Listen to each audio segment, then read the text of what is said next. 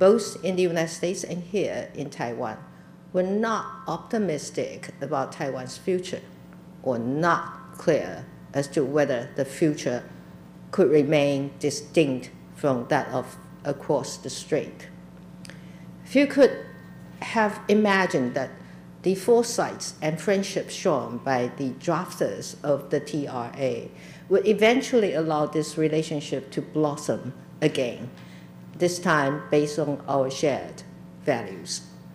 And few could have imagined that Taiwan-US partnership would become stronger than ever and a force for good across the world.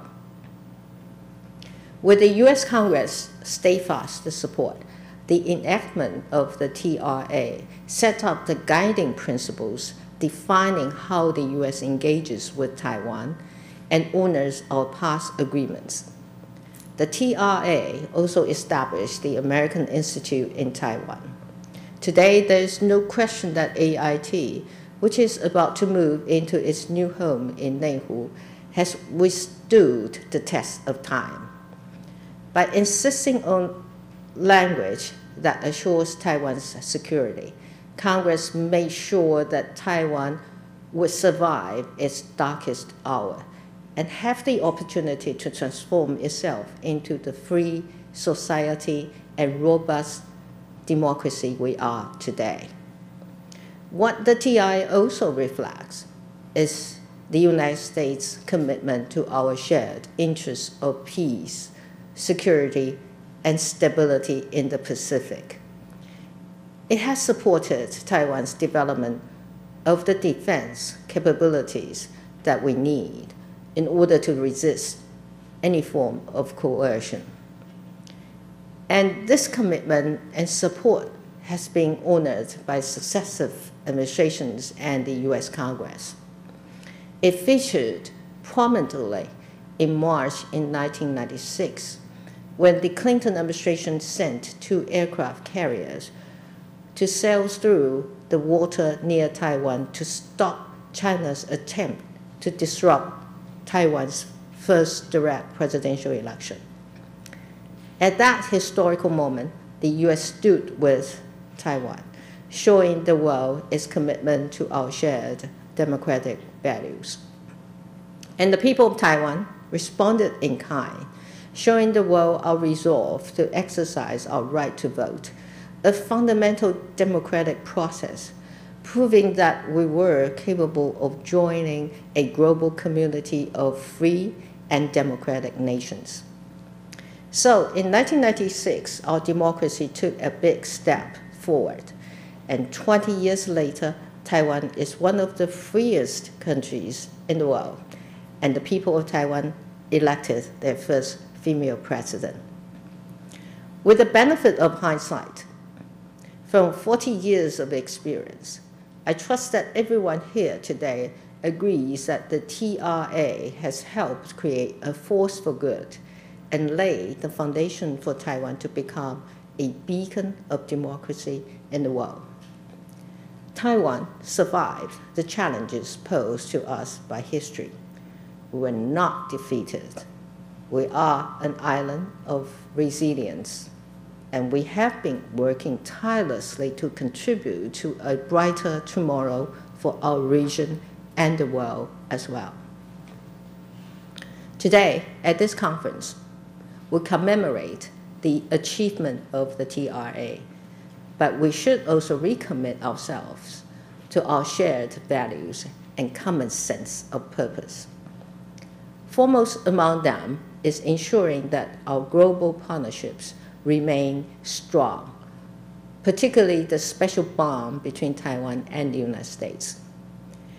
Over the past 3 years, we have made significant progress in advancing this relationship.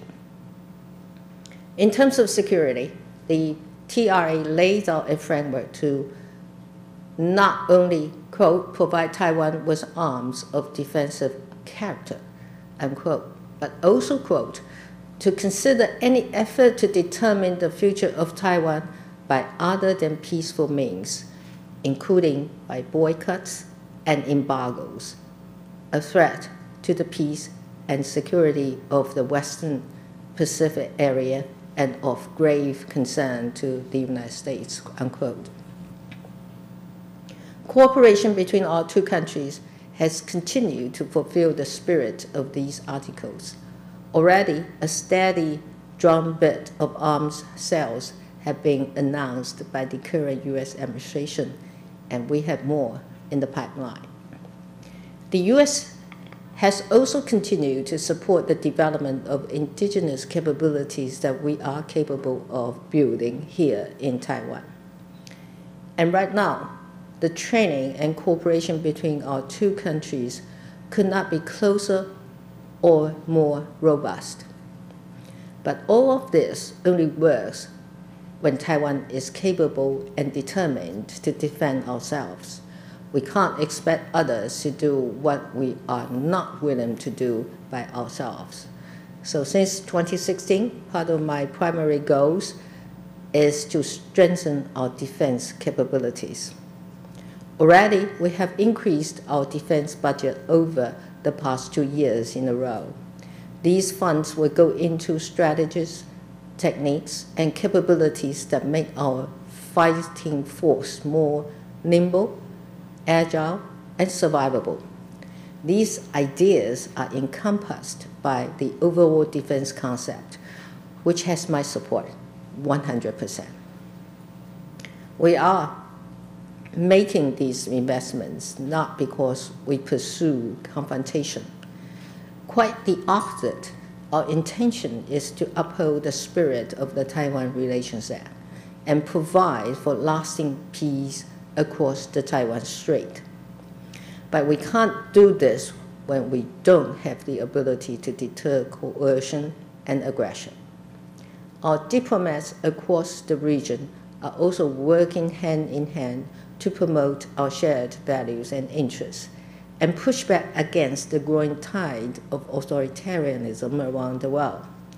We know the dangers of authoritarianism too well. It is an ideology that is fundamentally at odds with freedom and the people's right to choose. As the TI states, quote, peace and stability in the area are in the political, security, and economic interests of the United States and are matters of international concern, unquote. Last month, Taiwan and the United States announced the launch of the Indo-Pacific Democratic Governance Dialogue, which will be a platform for us to pursue joint projects advancing good governance and human rights among like-minded countries. We're also cooperating to advance religious freedom in the region. Last month, Taiwan and U.S. co-hosted a dialogue on securing religious freedom in the Indo-Pacific region. To make a stand, a religious freedom is being threatened around the world.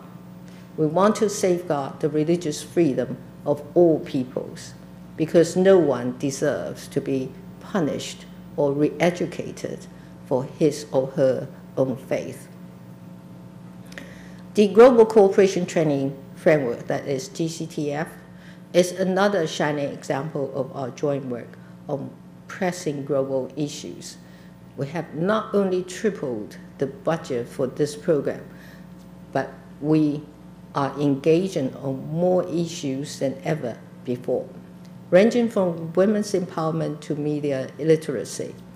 And recently, we have welcomed the inclusion of Japan, making this truly a framework for regional partners to promote our shared values and interests. We also want to push back against the notion that our values can or should be dictated by economic carrots and sticks, particularly by authoritarian governments. So we are stepping up our work with the United States Overseas Private Investment Corporation to find opportunities to jointly invest here in the region, and of course, our diplomatic allies. Our engagement dates back to 1952, and an entire article in the TRA is dedicated to this relationship. But today, we have gone from a net recipient of aid to a high-tech powerhouse. And we have the capability and expertise to work with the United States to support the economic development of our friends and partners.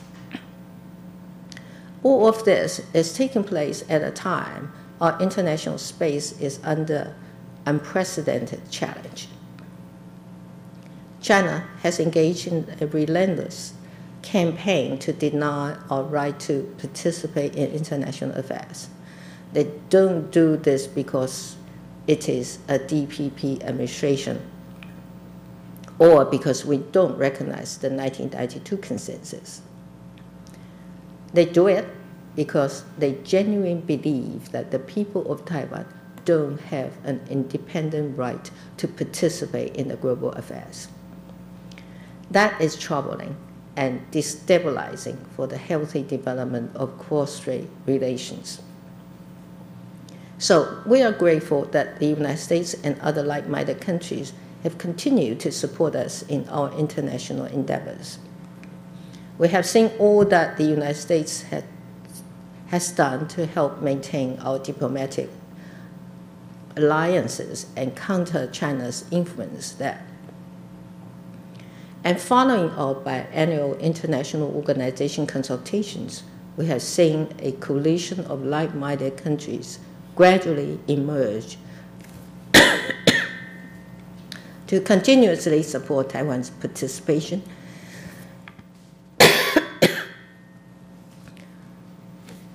Sorry.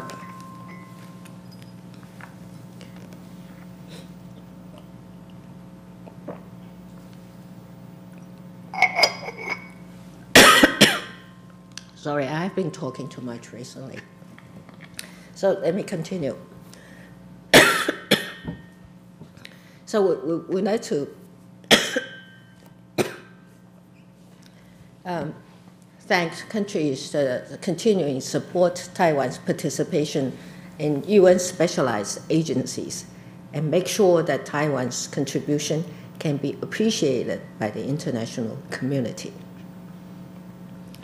Economic relations are another area where we have seen great progress since the passage of the TRA. Today, Taiwan, a country of 23 million people, is the United States' 11th largest trading partner. It's a complementary relationship, not a competitive one. And trade has continued to increase significantly. Our global enterprises are investing in and procuring from the United States at a rate that few people in the time of passage of the TRA could have imagined. And vice versa, as major US technology giants, including Google, Microsoft, Amazon, and IBM expand their presence in Taiwan over the past year. Despite these positive developments, we see potential to do more. Which is why I have made clear our intention to engage in a bilateral trade agreement with the United States. We have the potential to work together in crafting an agreement that is based on our values and ideals, which can be used as a model for the rest of the Indo-Pacific region. The Taiwan Relations Act envisioned a relationship in which our shared interests could be protected, and it provided a framework where one day we could defend our shared values. In today's world of increasing complexity and challenge, this has been more necessary than ever before. One thing that we learned from the previous century is that the forward marching of democracy is not a given. Even as we speak, forces working against freedom and democracy are becoming more active around the world. for while we measure progress in terms of freedom and individual liberty, the metrics they use are fear and control, both at home and abroad. In fact, less than 2 weeks ago, China's PLA sent 2 fighter jets across the median line of Taiwan Strait, breaking a tacit agreement that has served the interests of peace and stability over the past 2 decades.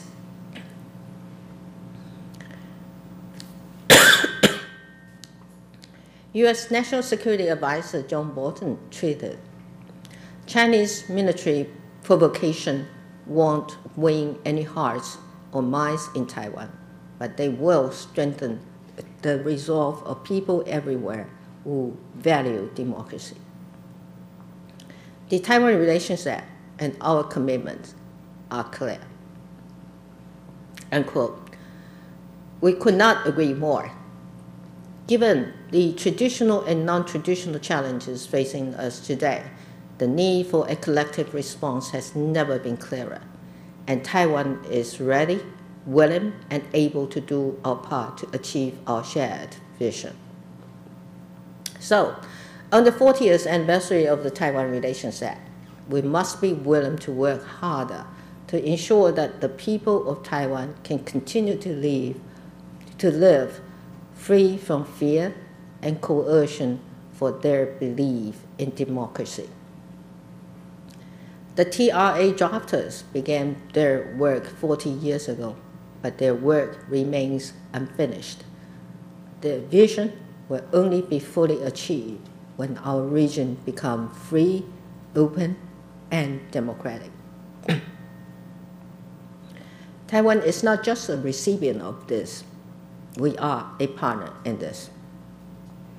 At this critical moment, it is more important than ever to ensure that the letter and spirit of the TRA prevail, and that the values we share continue to shape the future of our region. Even though we're not in Washington, D.C., I'm not in Washington, D.C. with you all, our shared vision has made our 2 countries feel closer than ever before. And together with your support, we will continue to remind the world that Taiwan is an irreplaceable force for good in the world. Thank you.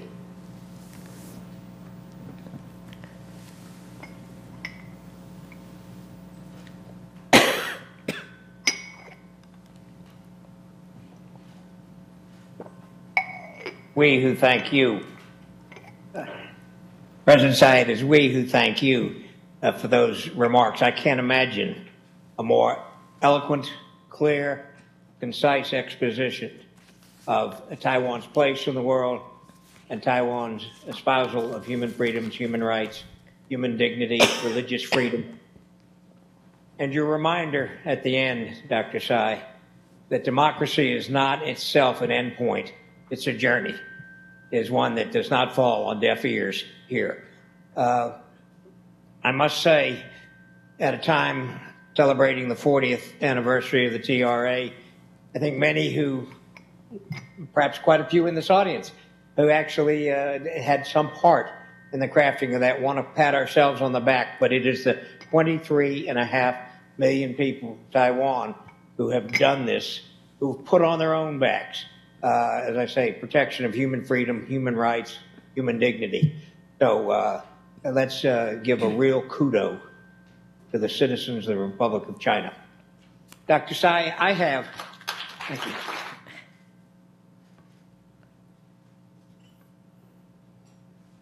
Dr. Tsai, I have the duty and the honor of asking you the first question.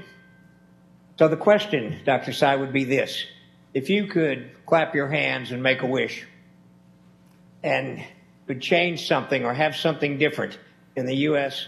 ROC relationship and politically doable, what would that wish be? What would that thing be? Oh, what I'm going to say is absolutely politically doable. So, but first, I would like to thank Rich for asking this great question. Well, the people of Taiwan take great pride in our democracy. It's the only system of governance our young generation has ever known. The people of Taiwan are deeply committed to protecting this system against all threats, particularly from across the strait. But it's true that our democratic way of life is under unprecedented challenge. Using economic incentives, control over sources of information, and political subversion, China's objective is to divide our society, erode trust in public institutions, and make people question our traditional alliances. The United States, together with other like-minded countries, can help. And they are helping, because one thing that like-minded countries around the world are seeing more clearly is the threat China poses not only to one country or one way of governance, but to our collective sense of security, as well as our shared values and interests. So I hope that the United States can make clear at a very senior level that it considers the security of Taiwan vital to the defense of democracy, both here and around the world. And similarly, that it considers any threat to degrade Taiwan's freedom, democracy, and our way of life of critical concern to the United States. And this is a message that should not only be conveyed to the people of Taiwan, but more importantly, to the other side of the strait, so that they know that expansionist action against Taiwan are also threats directed against the free world. Dr. Tsai, I thank you very much for a very direct and clear answer to my question. And with your indulgence, we'll turn over the hosting duties here to Dr. Green, and he'll moderate the remainder of the Q&As. Mike? All right, thank you. Dr. Tsai, Hi. welcome to CSIS virtually. Thank you. The weather outside is just lovely today.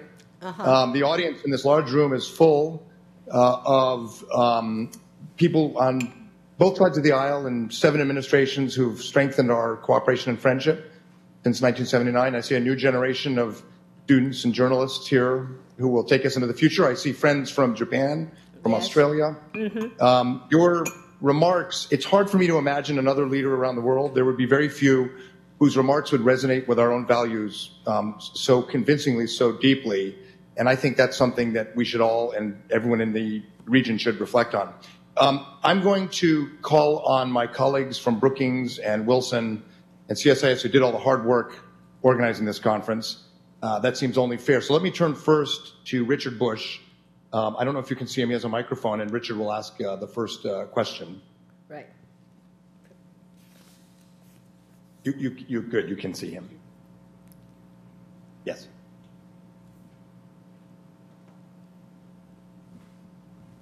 Dr. Tsai, thank you very much for taking the time to be with us today. Thank you for your inspiring remarks.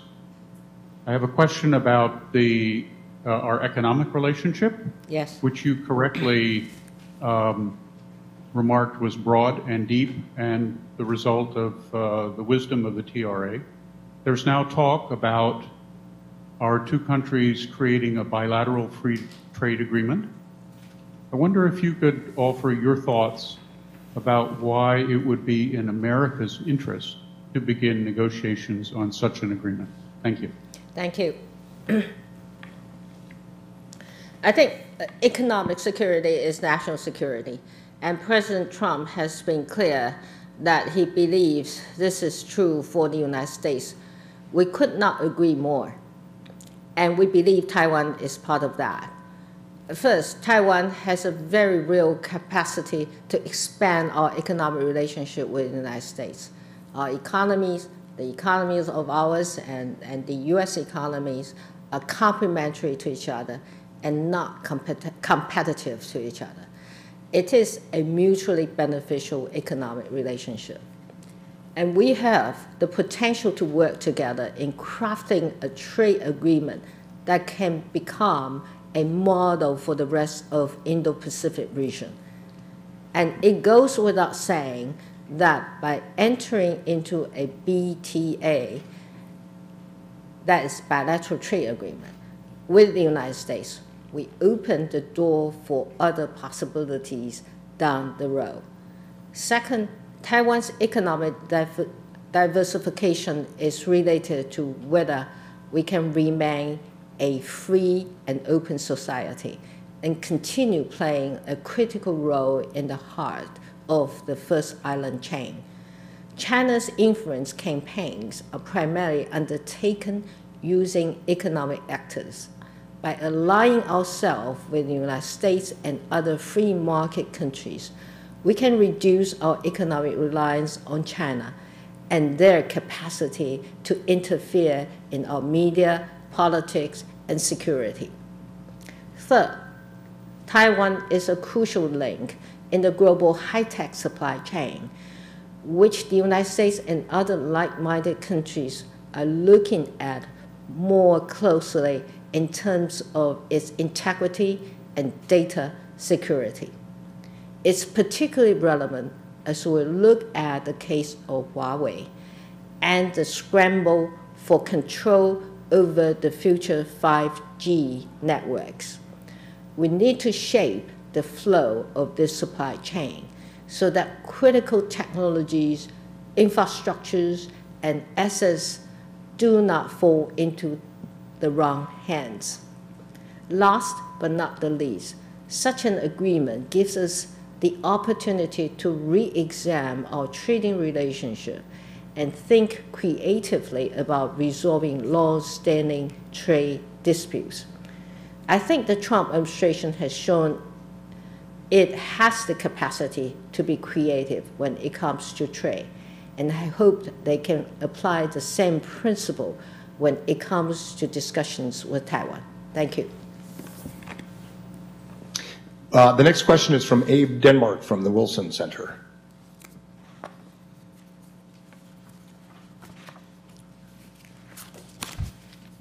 President Tsai, thank you for speaking with us today. I wanted to ask you a question about the security situation that Taiwan faces. And you addressed these issues in your speech, so perhaps you could get into a bit more detail. Considering the intensified pressure that Taiwan has come under recently from the mainland, what more do you believe could be done, should be done, in order to ensure that Taiwan has a sufficient self-defense capability? And on a related note, the Taiwan Relations Act requires the United States to retain the capacity to resist coercion or the use of force against Taiwan. So I wanted to ask you your level of confidence in the U.S. capacity for that resistance. Thank you very much. Thank you. Well, I have made it clear that my priority is to ensure that our 23 million people and our democracy and our way of life are well protected. Now, it is clear that despite our efforts to exert goodwill and find common ground, China's aggressive actions against Taiwan have only intensified. They have become more provocative, daring, and confrontational. And most of you know, last week, they flew 2 fighter jets across the middle line of the Taiwan Strait. The middle line is there for a reason. There is a reason why both sides have generally respected that line over the past 20 years. It helps both of us reduce the risk of conflict. The Chinese have now chosen not to respect that. Make no mistake, this is not a challenge that a DPP administration faces. This is a challenge that Taiwan's democratically elected administration faces. It is a challenge to our democracy, our freedom and way of life. and we must be capable of standing up against that. We'll continue to increase our defense budget. We will focus on funding the capabilities we need under the overall defense concept. I am committed to ODC, which will make our armed forces smarter, more nimble, and survivable. We will continue to leverage our industrial capabilities to build new defense articles. That includes submarines, and we just completed the first phase last month. We expect that the IDS will be operational by 2024. And for items we can't build ourselves, we will continue to seek arms sales from the United States as consistent with the Taiwan Relations Act. We will continue to build up our military morale and ensure that our men and women in uniform have the respect, support, and confidence they need to do their job. We do all this not because we want confrontation. Quite the opposite. We want to deter aggression by showing we are capable of effectively defending ourselves. This is what it will take to maintain peace and stability across the Taiwan Strait. On your second question, the capacity you made reference to is enshrined in the Taiwan Relations Act. Historically, the U.S. has played a crucial role in helping Taiwan resist coercion that would jeopardize our security and our social and economic systems. Many of you here are current or former government officials. All of you have played a part in supporting this in one capacity or another. Now, the situation today is more complex, not because the U.S. commitment is any less strong. It isn't, but because of the more sophisticated tactics authoritarian governments are using against democracies all over the world. So we need to have more discussions on how we can effectively push back against these tactics. And we have made a good start from holding workshops on media literacy to engaging on governance issues in the Indo-Pacific. But there is a lot more we can do, and we will continue to engage on that. To be clear, Taiwan is defending freedom and democracy at the very front lines of authoritarian expansionism. We have the responsibility to prevail. Taiwan will continue to shine as a beacon of freedom and democracy. We have faith, and our partners also need to have faith in Taiwan. The next question from my colleague Bonnie Glazer here at CSIS.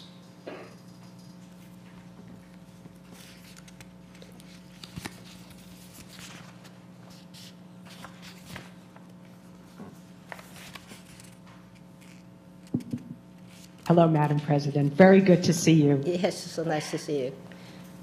I hope that your messages today are heard widely throughout Taiwan, the United States, and also in China, because they're very, very important. And it truly is an honor to have you with us today. Thank you. The question that I'd like to ask is about U.S.-Taiwan cooperation in the Indo-Pacific region. When you became president, you launched the new southbound policy, and of course the Trump administration has established the free and open Indo-Pacific strategy. And I know our two countries and officials talked about how we can work together. And you mentioned in your speech this new Indo-Pacific democratic governance dialogue that we have recently launched. So could you talk in a little bit more detail about how you think our two countries can cooperate in the Indo-Pacific? What kind of concrete projects that we can engage in? What are the achievements that we can make in this newly created mechanism? Thank you very much. Thank you, Bonnie. I know you have engaged in a lot of research on this issue, And as you had pointed out, the new southbound policy has been our strategy to expand our presence in the Indo-Pacific, even though this region was not so clearly defined at the time. Taiwan, the United States, and other countries pursuing a similar policy really share the same core objectives in the region. That is to promote economic linkages, prosperities, and enhance our sense of shared security while staying true to our values and interests. And this is an area where Taiwan does have a head start. The new southbound policy is about 3 years old now. We continue to see the enormous progress we have made in trade, for example, with 6% growth last year, and investment, education, and tourism. All of this has been unprecedented and timely, given the uncertainty of the global trade environment today. The question is, therefore, how we bring all of this together with the U.S. concept of free and open Indo-Pacific, and, like you say, strengthen a rules-based order in the region. First, as President Trump said, enhancing shared prosperity is one of the key areas in the U.S. strategy. This includes engaging on issues of infrastructure, energy, digital economy, and through APEC, all of which Taiwan has a robust presence in.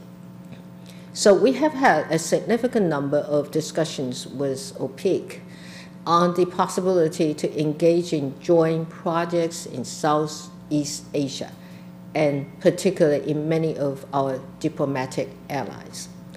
In terms of issues ranging from energy to digital economy, we continue to engage with our regional partners under the GCTF, whose budget we have now tripled.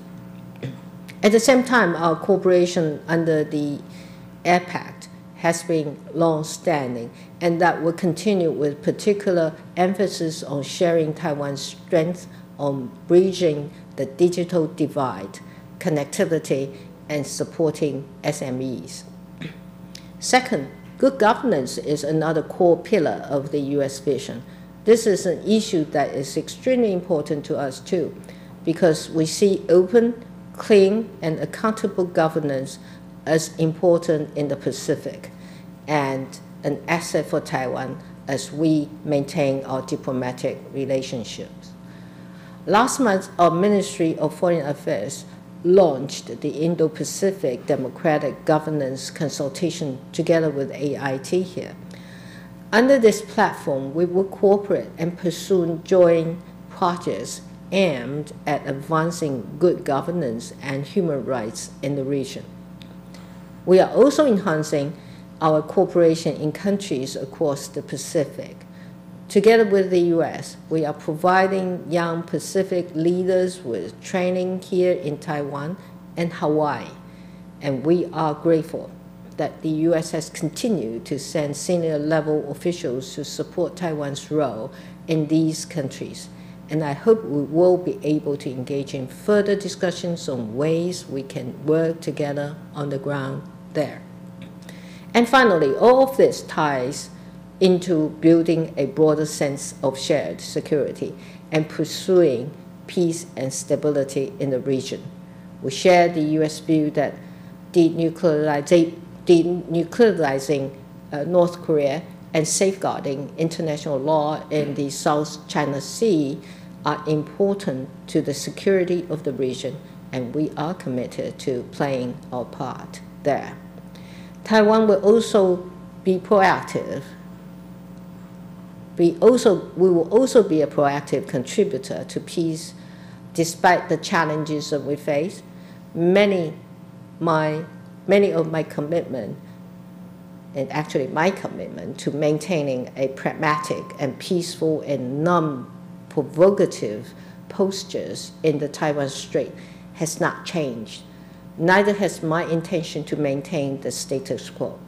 That is a promise I will continue to keep towards the international community. So overall, I would like to say that in terms of working together in the Indo-Pacific, we have come a long way. Taiwan is a full partner to the free and open Indo-Pacific strategy, and we are now working hand in hand to defend a rule-based region based on our shared values and interests. Thank you. I'm going to ask the last question, if I may, President Tsai. You've described to us today in very urgent and very compelling terms the challenges Taiwan faces on the front lines of freedom and democracy, pressured by military aircraft in cyberspace, in outer space, in society and information. The partner who's probably most important to Taiwan in this endeavor after the U.S. would be Japan, sharing all the same values, all the same concerns, led by Shinzo Abe, who is possibly the most pro-Taiwan, the best friend Taiwan has had in Tokyo in many, many decades. But with Japan, cooperation with Japan is also vexed by things like the referendum on Fukushima food exports and things like that. So it's a complicated time, but there's a real urgency to getting things right with Tokyo. And I'd like to ask you where you want your cooperation, your partnership with Japan to go in the years ahead. Well, Japan is a very important relations of ours, and that is partly driven by the enormous goodwill the people of Taiwan feels towards Japan, which is our largest market for outbound tourism and the third largest trading partner. This is a relationship that my administration, that is a DPP administration, is very much committed to. I spoke about our cooperation in the Indo-Pacific earlier, but I want to make clear that we don't limit that to the U.S. We also share the same vision of the Indo-Pacific with Japan. We see great potential for working together on enhancing economic prosperity, clean governance, and shared security in the region. And I am pleased to see that Ambassador Numata, the Japanese representative, participate in our latest GCTF event on combating corruption in the Indo-Pacific, marking the first time that our three countries have jointly co-hosted an event. I expect we will see more events like this in the future. We see opportunities to work together with JICA, the Japan International Cooperation Agency, whose work is widely respected in the region and especially in many of our diplomatic allies. Furthermore, we have been engaging as part of the new southbound policy in finding opportunities for Taiwanese and Japanese companies to cooperate on joint investment and commercial projects in the region. All of this will continue, but so will our discussions on what more can we do here in the Indo-Pacific region.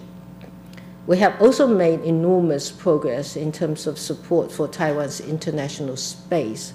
We're grateful that very senior Japanese officials have spoken out quite forcefully on Taiwan's participation in international fora, such as the WHA. And we will continue to engage with Japan and alongside other like-minded partners to find creative ways for Taiwan to contribute to global issues. These actions showcase substantially how far we have come in this relationship, which, like the U.S., is based on our shared interests and values. And I expect we will continue to see this relationship evolve, reflecting the high degree of trust and friendship between the two sides. Thank you. So, President Tsai, this is a wonderful opportunity for us. The technology has worked extremely well. It's been clear. Your message to this audience and to the United States has been even clearer. Some lament that technology is being used primarily by authoritarian states to close civil society space, but I think today we've shown that technology can also be the friend of democracy, and you've taken full advantage of that, and it's been a great honor for us. I'd like to invite you to give us your closing remarks before we take our own coffee break here in Washington. Thank you. I really enjoyed our discussion today, and I thank you for the excellent questions, which gave me a chance to elaborate on the importance of our enduring partnership with the U.S. and Taiwan's role in the Indo-Pacific region. On this special occasion, I'm glad that we revisited our joint achievements over the past 40 years. But safeguarding our shared interests is not just about maintaining the existing cooperative framework. It also means renewing our commitment to our shared values. In an increasingly uncertain world, it is more important than ever to remember the spirit of the Taiwan Relations Act, that is, to protect peace, security, and stability in our region. So let's maintain the spirit that has carried us through times of uncertainty. Now, in the meantime, as president, I can assure you that Taiwan will continue to do its part to ensure an open, free, inclusive, and rules-based international order. Our next generation deserves no less. I also welcome you all to visit Taiwan in the near future to experience our success as a democracy and our vibrant society in person. Thank you. 谢谢. 谢谢. Thank you. Thank you.